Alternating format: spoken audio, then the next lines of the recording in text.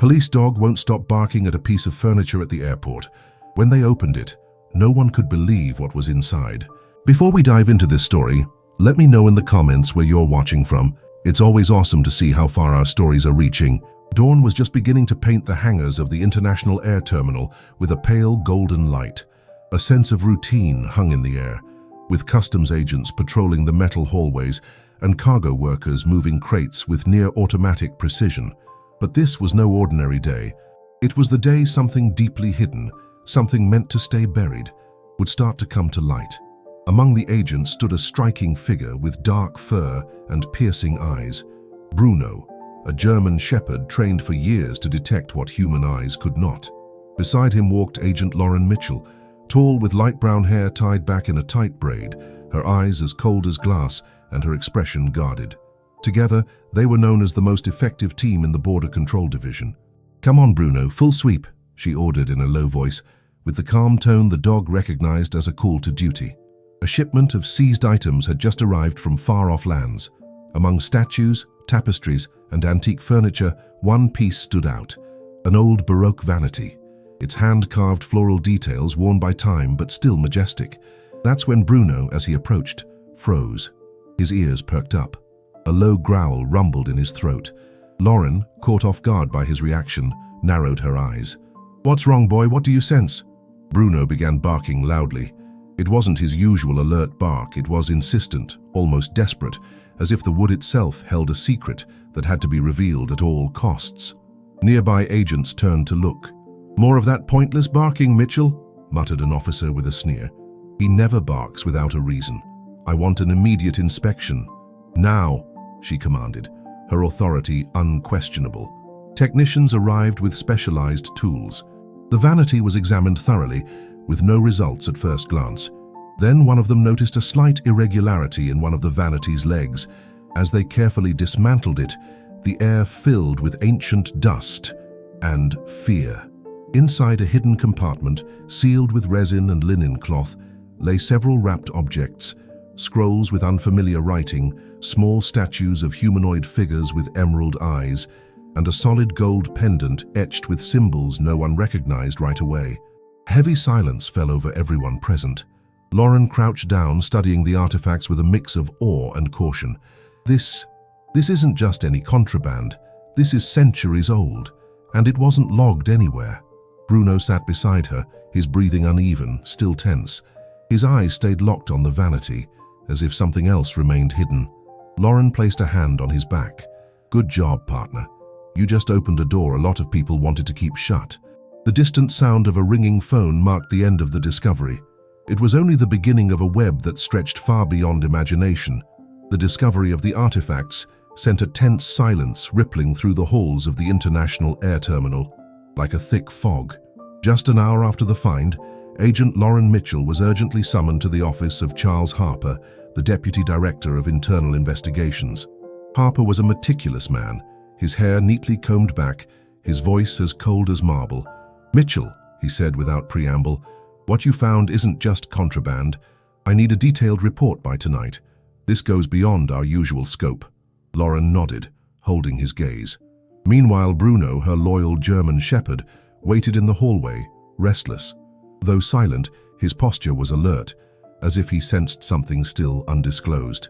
When Lauren left the office, Bruno stood immediately, sticking to her side like a protective shadow. Back in the analysis room, Lauren studied the images of the Baroque vanity again.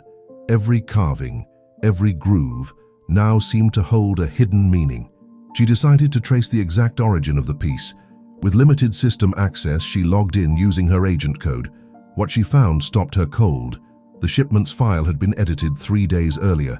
The author of the change was someone she never expected to see in such records, Gregory Daniels. Lauren's heart skipped a beat. Gregory wasn't just her direct supervisor.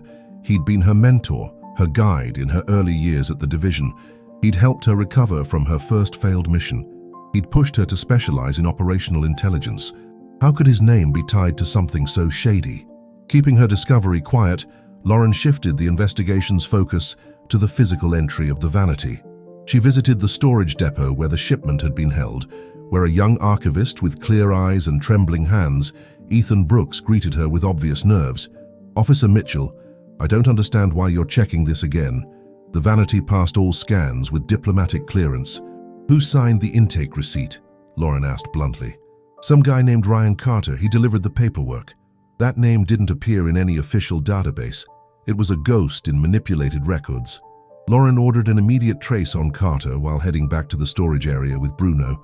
Upon arrival, the dog tensed. Without making a sound, he walked slowly to a corner of the depot, his nose pausing over a floor panel. He let out a low, intense growl. "Here, Bruno? Something else hidden?" With a crowbar's help, they pried up the metal plate. Beneath it, sealed airtight, was a bag containing fragments of hand-painted pottery, seemingly ancient, and a rolled-up manuscript, accompanied by an unmarked card bearing only a dark symbol, a six-petaled black flower. Bruno didn't take his eyes off the object. Lauren felt him tremble under her touch. The air in the room shifted. Something was deeply wrong with all of this. "This isn't a regular smuggling ring," Lauren murmured, more to herself than the technicians present. "This is an organization, and it's closer than we think." Bruno let out a sharp, short bark, like a gunshot. It wasn't a typical alert. It was a warning. Night wrapped Eastview in a thick darkness pierced only by the cold lights of the Central Archive. In one of the most secure rooms of the complex, Lauren Mitchell worked in silence, her brow furrowed, her mind a storm. On the screen before her, the intake authorizations for the last 6 shipments flickered like warning signals. They all shared a pattern and a name: Gregory Daniels. Sitting at her desk, Lauren ran her hands over her face. She couldn't deny it anymore. Gregory, her mentor and protector for so many years, was the only person who could have let those cursed objects slip through without raising suspicion. Beside her, Bruno lifted his head, as if sensing the turmoil coursing through his partner. His dark eyes locked onto hers, filled with silent loyalty. "What if everything I learned was a lie?" Lauren whispered, not expecting an answer. The silence was broken by a sharp internal alert. A message flashed on her monitor. "Ryan Carter located. Interrogation in room 3A. She didn't waste a second. Lauren stood, and Bruno followed instantly. She strode through the hallways with purpose, but each step felt heavier than the last. In the interrogation room, Ryan Carter, a man in his 40s with messy blonde hair and a sharp face, sat chained to the table. His fingers tapped the steel nervously. Lauren entered without a word, Bruno at her heels. The sound of the German Shepherd's claws on the floor echoed like a warning. "Mr. Carter," Lauren said, sitting across from him and crossing her arms, "explain how you got clearance to bring in items under diplomatic custody." "I just delivered the papers. I didn't know what was inside," he said, swallowing hard, avoiding the dog's gaze. "Who contacted you?" "I can't say. If I talk, they'll kill me," Bruno growled, a deep, guttural sound, as if he understood the man's cowardice. Carter flinched. Lauren leaned slightly toward him. "Look at this dog. He's uncovered more truth than all your bosses combined. Don't try to lie to me, Ryan. Who signed the orders?" Gregory Daniels. But it wasn't him directly. Someone was using him. Her code name? Lydia. I never saw her face, just got encrypted messages. That name hit Lauren like a shockwave. Lydia, a shadow figure mentioned in whispers about covert operations, supposedly gone years ago. If this was true, Gregory wasn't just involved. He was either being manipulated or a willing part of something much bigger. When Lauren left the room, she paused by the hallway window. The city lights twinkled in the distance. Bruno sat beside her, resting his head against her leg. "All this time I trusted him, Bruno, and now I don't even know who he is." The dog let out a soft whine. Lauren closed her eyes. She knew the truth was only beginning to surface, like the edge of an iceberg. And the worst, as always, was hidden beneath. The early morning crept through the intelligence headquarters like a silent snake. Lauren Mitchell hadn't slept a wink. The name Lydia spun in her mind like a sinister echo that gave her no peace. In her years of training, she'd heard rumors of this figure, tied to dirty operations, forced disappearances, and multi-million-dollar transfers disguised as cultural restoration, but there was never proof. Until now. Sitting at her personal computer, surrounded by printed files and forgotten coffee mugs, Lauren mapped connections on a massive digital board. Bruno, at her side with his paws crossed, seemed to rest, but his eyes stayed sharp, as if he too was watching the data spill across the screen. "Look at this, Bruno. Every artifact transfer ends up with a front company, Black Lotus Foundation. The Black Lotus Foundation." The name sent a chill through her. Is this what Carter was too scared to say? Every document, every signature, every official stamp led to the same place, the Black Lotus Foundation. Beneath its legal facade hid a sophisticated operation of money laundering, heritage trafficking, and institutional manipulation. What seemed like a smuggling ring was actually a structure with deep roots in international agencies. Lauren stood abruptly. The board displayed a list of employees registered with the foundation, and there it was. Gregory Daniels, not as a staff member, but as a private cultural consultant with a hefty salary. The betrayal was complete. A knot of fire rose in her throat. She didn't know whether to scream, cry, or act. She chose the last. She activated her internal communicator. "I need immediate access to the surveillance center. I want Gregory Daniels' entry and exit footage from the past 2 weeks." As she headed to the surveillance area, Bruno walked beside her, upright and tense. Upon arrival, the on-duty technician, a young man named Sean Bennett, greeted her with noticeable nerves. "Officer Mitchell, I thought this was under high-level clearance." "It still is. Give me the files." They reviewed hours of footage together. In one clip, recorded 3 nights ago, Gregory was seen entering the building at 2:43 a.m., off shift, without notification. He carried a sealed box under his arm. The most disturbing part wasn't his presence, but in the frozen frame, a window's reflection showed the silhouette of another person waiting inside, a woman in a black hood, partially hidden. Lauren zoomed in, her heart racing. She couldn't see the face, but something in the woman's stance, the way she waited, it radiated power. "That's Lydia." "No doubt." Bruno began to growl, low and persistent. Lauren placed a hand on his head, not to calm him, but because she felt it too. A gut instinct telling her they were being watched. "Sean," she said quietly, "does this system have remote access?" "It shouldn't. It's locked to the internal network, but..." The system shut down abruptly. The screens went black. A line of red code appeared on the main monitor. "Nothing blooms without darkness." Lauren stepped back. Bruno positioned himself between her and the door. The silence in the room was no longer natural. She knew they'd crossed a line.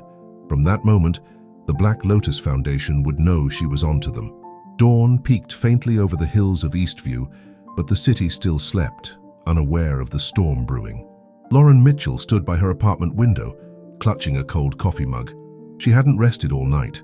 The phrase on the screen, "Nothing blooms without darkness," pulsed in her memory like a prophetic curse. Bruno, lying at her feet, lifted his head slightly, as if sensing something was off. Then a faint, almost imperceptible sound broke the silence, the click of a tampered lock. Lauren spun around, dropping the mug, which shattered on the floor. Bruno sprang up, his body tense, ready to strike. The door cracked open just a few inches, and a letter slid underneath. No noise, no human shadow, just the paper. Lauren waited a moment before approaching. Bruno growled, pacing between the door and the hallway. She picked up the letter with steady hands. No sender, no logo, just a folded sheet with a handwritten line in red ink. "The truth has a cost, don't pay it." Lauren took a deep breath.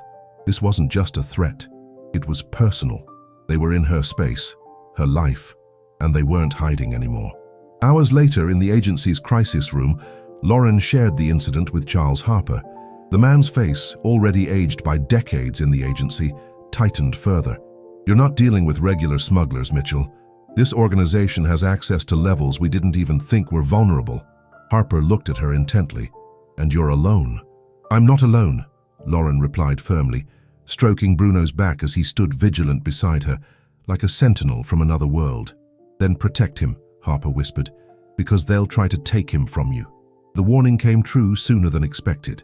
That afternoon, during Bruno's routine training run in the detection field, an unfamiliar technical assistant approached with a syringe in hand. "What are you doing?" Lauren shouted, spotting him sneaking up behind the dog. The man turned, startled. He stammered an excuse, but Bruno was already reacting. He leaped, knocking the man to the ground with fierce strength. Lauren subdued and cuffed him quickly, and upon checking the syringe, her fears were confirmed. It held a slow-release paralyzing toxin. Lauren dropped to her knees beside Bruno, who was panting heavily. In the struggle, the attacker had grazed his neck with the needle. "No, no, no! Hold on!" she cried, her eyes glassy. She rushed him to the agency's veterinary unit, carrying him in her arms. Time was the enemy. The toxin was already affecting his breathing. Bruno's gaze, though still steady, reflected pain. "Save my partner," she ordered the veterinarian, her voice breaking. For 2 agonizing hours, silence reigned. Lauren waited outside, gripping Bruno's collar tightly, as if she could anchor him to life with the memory of all they'd been through. Finally, the veterinarian emerged. "He'll make it," but he was minutes from total shutdown. "He's strong, very strong." Lauren closed her eyes, a single tear rolling down her cheek. The fight against the Black Lotus Foundation now had a new cost. They'd tried to extinguish the soul that kept her going. Bruno, even poisoned, had saved his own life, and hers. The atmosphere at headquarters had grown heavier since the attack on Bruno. Hallways were quiet, glances were guarded, and doors once open were now locked. No one said it aloud, but everyone knew the Black Lotus Foundation was no longer operating in the shadows. It was now playing with power, infiltration, and surgical violence. Lauren Mitchell refused to take leave. Though Charles Harper had suggested she take time for her mental health, she responded with an icy stare.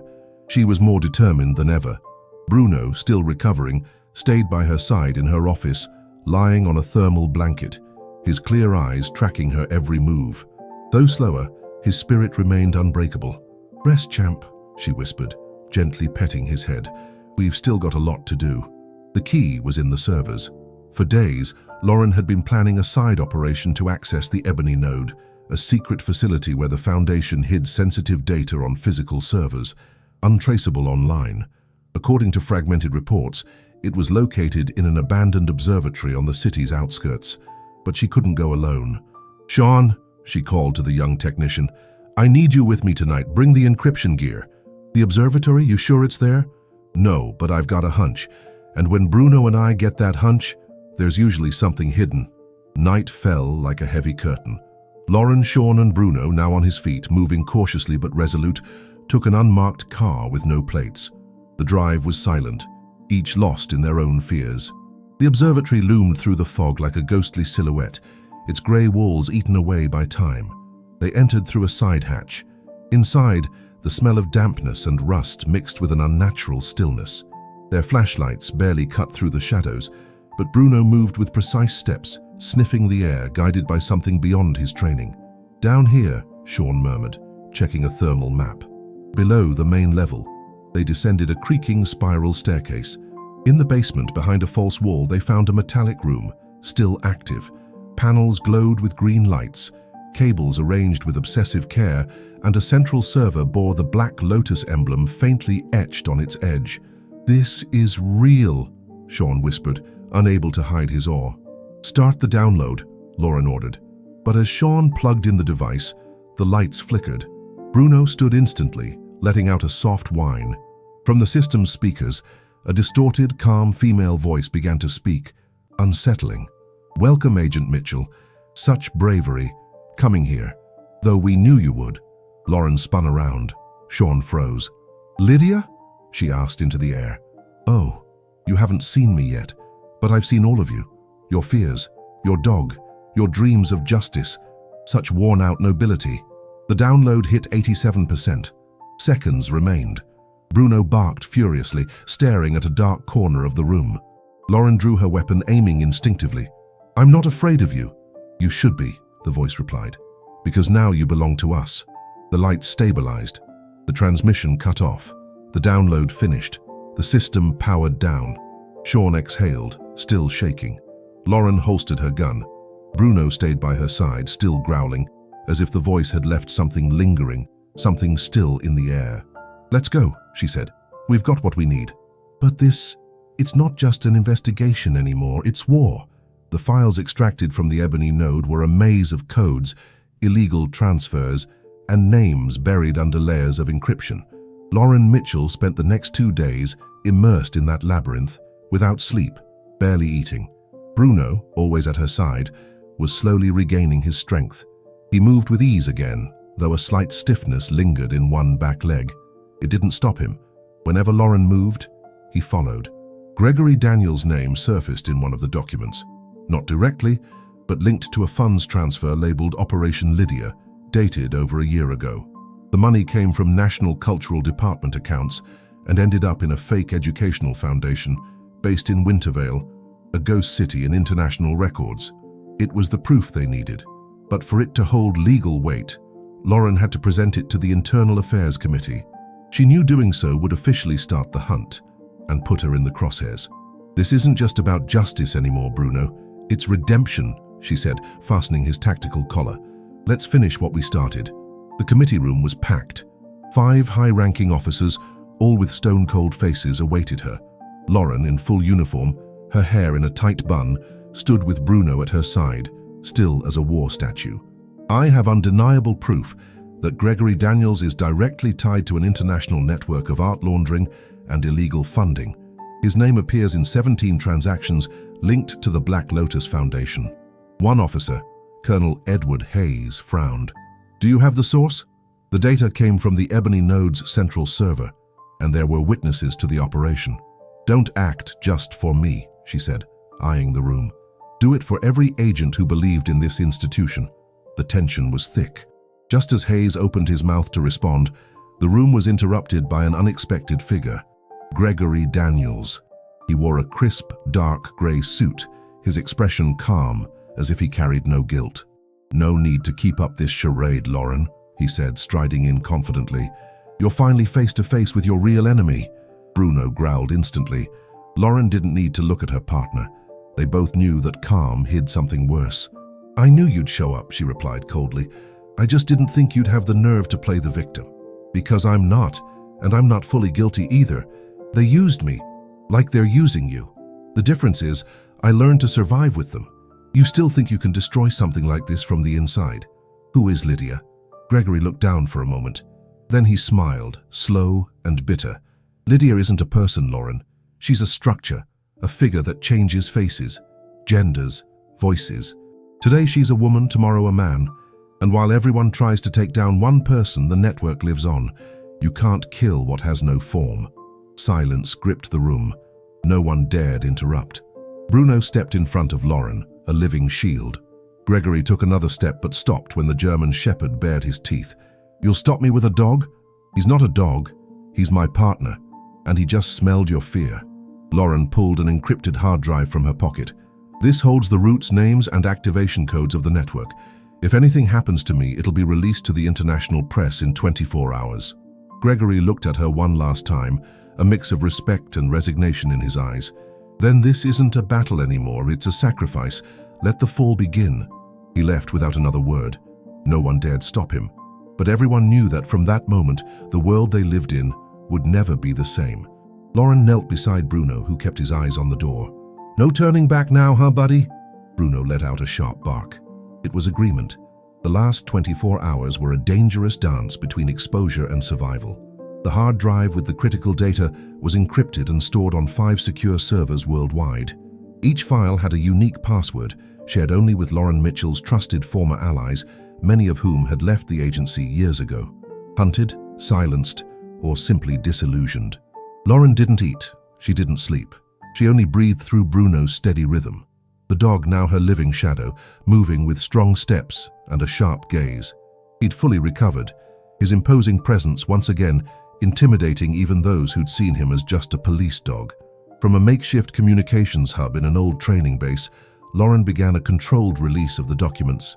At the same time, she triggered a protocol alerting independent media, cultural protection NGOs, and international observers. What was once a suspicion was now a bomb ready to explode. Meanwhile, a massive raid unfolded across 3 countries, guided by precise coordinates. Some fell, others escaped, but the name Black Lotus began to rot under public scrutiny. Still, Lauren knew the foundation wouldn't be fully destroyed. It would be wounded, maybe fractured, but its tentacles would find another name, another face. The real victory wasn't ending the organization, it was preserving integrity, and so she chose to vanish. In a letter to Charles Harper, left with her old badge, she wrote, "Justice can't have an owner. Where there's darkness, that's where I'll be." Tell me in the comments, on a scale of 1 to 10, how would you rate this story so far? Your opinion means a lot to me. 2 months later, A warm afternoon sun and a gentle breeze swept through the open fields north of a nameless village. No patrols, no uniforms, just fertile soil, trees, laughing children, and the sound of a nearby river. Among them ran Bruno, unleashed, unbound by orders, free, surrounded by joy. A small rural school had received an anonymous donation to build a new environmental education wing. Along with the funds came books, computers, toys, and a woman who introduced herself as a science teacher. With lighter hair, dressed simply, and speaking with a neutral accent, few recognized her as the former agent. But the kids noticed something curious. She talked to a dog like he understood everything. And the strangest part was, he seemed to. "What's his name?" a wide-eyed boy asked, petting the German shepherd's back. "His name's Bruno," the woman replied, smiling warmly. "He's a silent hero." "Did he save someone?" She looked at the horizon for a moment. "He saved a lot of things we didn't even know were in danger." Bruno lay under the shade of a fig tree. His eyes stayed watchful, not for an immediate threat, but for the promise to protect what mattered. And though the world wouldn't know it, he and Lauren kept watch, not as agents, not as fugitives, but as living legends. 3 years have passed since Lauren Mitchell vanished from the official world, along with the scandal that shook the foundations of the International Security Agency. The Black Lotus Foundation never operated under that name again, but echoes of its influence still lingered like shadows in the system. Despite this, a network of independent agents inspired by Lauren's actions began to emerge quietly. They called themselves the Threshold Guardians. Charles Harper, now retired, lived in a small house by a lake, far from the spotlight, but never far from the truth. Each night he opened a bottle of wine and watched the horizon, waiting for a sign. Sometimes a letter arrived with no sender, carrying discreet news. A mission completed, a rescue successful, a name erased from the global blacklist. He smiled quietly and murmured, "She's still out there." Meanwhile, Gregory Daniels, though never captured, disappeared completely.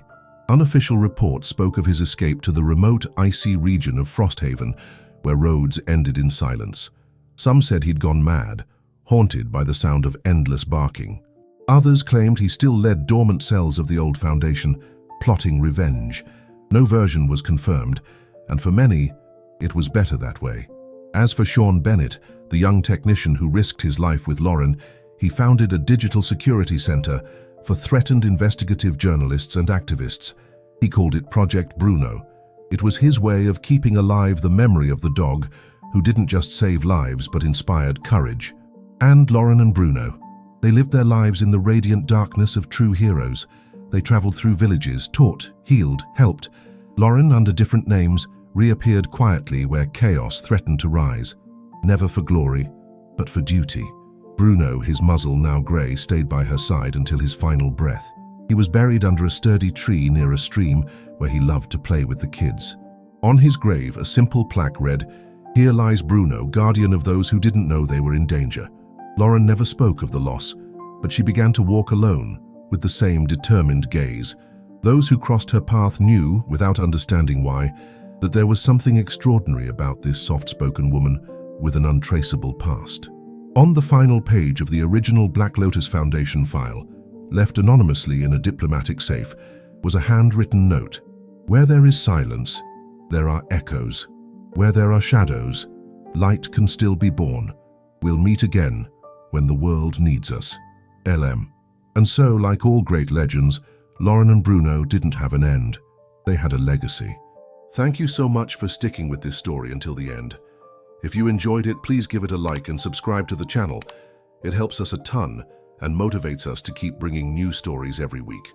And since you're here, take a moment to check out another one of our stories that's popping up on your screen. Big hug and see you next time. Stay well.